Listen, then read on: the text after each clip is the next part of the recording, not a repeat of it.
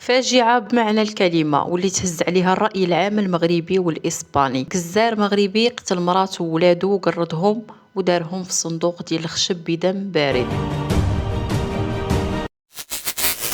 Desde la delegación del Gobierno de Castilla-La Mancha nos confirman la desaparición de esa mujer a la que os referís y dos menores. Según fuentes cercanas a esta mujer, serían sus dos hijos menores. También nos confirman que se han hallado restos mortales en una vivienda aledaña donde residía esta mujer y que coinciden con el ADN de los desaparecidos. Confirmación también de que hay una persona detenida. Fuentes cercanas a la víctima nos dice que se trata del exmarido de esa mujer. La investigación continúa. Acabamos de llegar aquí a Las Pedroñeras, en la provincia de Cuenca. Iremos ampliando la información que vayamos conociendo según vayamos averiguando más.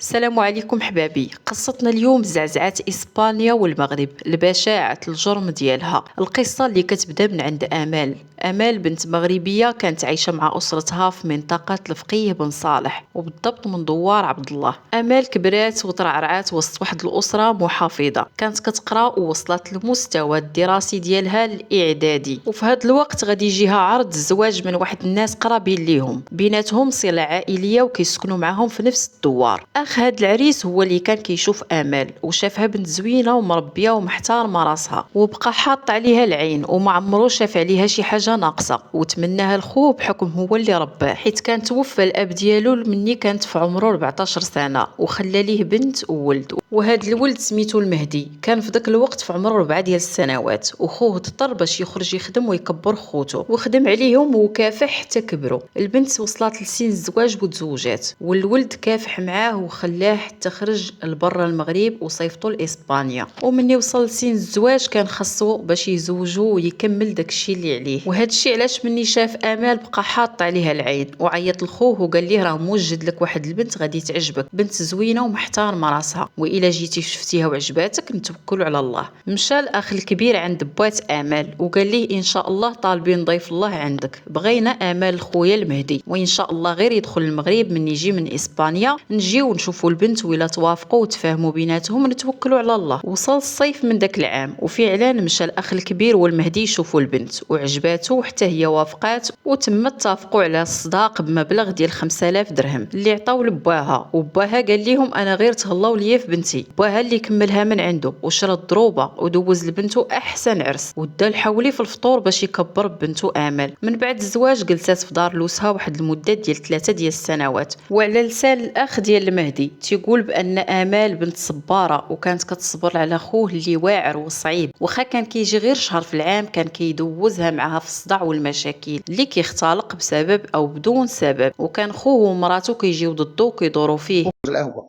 الدريه دوزت عندي 3 سنين هنايا، تهلايت فيها رضيت احسن من بناتي، وها الجيران هما كاينين وها والديها لما كانوش تيقولوا لي تقول لهم راه خويا هذا راه خويا. وجا خويا قال لي غنطلق هاد الدريه، قلت لي علاش؟ قال لي ما ولدتش معايا. قلت لي راه سيدي ربي الكريم مخر لك الدراري اللي غيديوك للجنه حتى وياها، راه بلا ما تقولي لي نطلق انا معاطي مع العاد مع باها. قلت لي راه بنتك راه والله ما تطلق. في واحد العام خلال هاد 3 ديال السنوات جا عنده خوه وقال ليه راه بغيت نطلقها ما بقيتش بغيتها. قال ليه علاش؟ مال السيده اشنو دارت لك؟ قال ليه ما ولداتش معايا وما بقيتش بغيتها. خوه شدو وبقى كيعاير فيه، قال ليه السيده ما دارت لك والو، الاولاد ما عرفتي ربي اشنو مخبي لك، وزياده على هاد الشيء مستحيل طلقها، وانا موعد بها بان بنته ما عمرها غادي تطلق. وانت كيفاش بغيتي هاد المراه دير معاك الاولاد وانت كتجي غير مره في العام؟ دي مرتك حداك لا بغيتي الاولاد. دازت الايام وآمال غادي قاد لها راجلها الوراق باش تلتحق به في كوينكو في اسبانيا، وخو الزوج ديالها هو اللي كان كيمشي معاها في توجاد الوراق. كانت آمال عزيزه عليه لدرجه هو بغى يدوز ليها البيرمي، قال لها الا ما عندكش انا نعطيك. آمال قالت ليه لا خويا عندي، كانت كتقول ليه غير خويا حيت كانت كتحترمو وكيتعامل معاها مزيان. مشات آمال لاسبانيا والتحقات بالزوج ديالها على امل انها غادي تعيش الحياه اللي كتتمنى وغتكون قريبه لراجلها. من بعد واحد المده آمال غادي تحمل وغتولد الولد الولد الاول اللي كان في عمره 8 ديال السنوات، وعاد زادت عندها بنت من بعد في عمرها 3 ديال السنوات. وطول المده ديال الزواج ديالهم ودائما على خلاف وصداع مع بعضياتهم، ودائما في المشاكل، ودائما كيجي كيعنفها بجميع انواع السب والشتم، لدرجه ان امال ما بقاتش كتحمل ولات كتشوف راسها باللي دائما كتعرض للعنف والسب والشتم، وانها ما مرتاحاش لا هي ولا وليداتها. وبدات كتحط شكايات، واول شكايه كانت عندها في سنه 2017، ودارت شكايه اخرى في سنه 2019 وفي 2020 وفي 2021 وفي 2022، والعام اللي فات دارت 2 ديال الشكايات. واخر شكايه كانت الامال ضد الزوج ديالها في 2023 وبالضبط في شهر اكتوبر، واللي كان المفاد ديالهم انها كتعرض للعنف بشكل مستمر، وحتى انه كان كيجرها من شعرها في الزنقه. وهذا الشيء كان كيخلي امال دائما تحط شكايه ورا شكايه، وفي كل مره البوليس كيشدوه وكيعاودوا يطلقوه. وهذا الشيء اللي خلى امال تطلب الطلاق من بعد. الزوج ديالها المهدي اللي كان كيبلغ من العمر 44 سنه وكيخدم جزار في المسلخ اللي كنقولوا ليه حنايا البطوار. امال كيف ما قالوا كانت كدير هاد الشكايات وكتعاود تسحبهم. تسجلات في نظام بيوخين او نظام بيوجين. هذا النظام كيحمي المراه والولاد من العنف الاسري، او اللي كنقولوا حنايا عندنا هنايا جمعيه العنف ضد النساء. واخر مره السلطات ديال هذيك المنطقه صدروا في حقه قرار المنع من الاقتراب من البيت اللي كتسكن فيه امال وليداتها ب 300 متر، وتم الحكم عليه ايضا باعمال اجتماعيه اللي كان من ضمنها انه لازم يقوم بتنظيف واحد الحديقه. المهدي من طبيعه الحال ما تسرطاتش ليه علاش الزوجه ديالو تقوم بهاد الشكايات، وفي كل مره كان كيتوعد بالقتل ديالها. والعام اللي فات امال دخلت المغرب وكتطلب من عائلتها وعائلته باش يفكوها منه وتطلق. الاب ديالها رفض وقال لها ما عنديش البنت اللي تطلق، سيري صبري على ولادك. وللاسف كنشوفوا هاد الشيء بزاف في بلادنا. نخلي لكم التعليق في هاد الشيء. بصراحه هاد الشيء كيضر في الخاطر. دابا الاب كنت تحرك، كانت بنته غادي تقدر تكون مطلقه، ولكن عايشه هي وليداتها فرحانين على الاقل بحياتهم بلا صداع. علاش الوالدين واخا كيشوفوا بعينيهم المشاكل كيبقاو ضاغطين على بناتهم حتى كتوقع شي مصيبه؟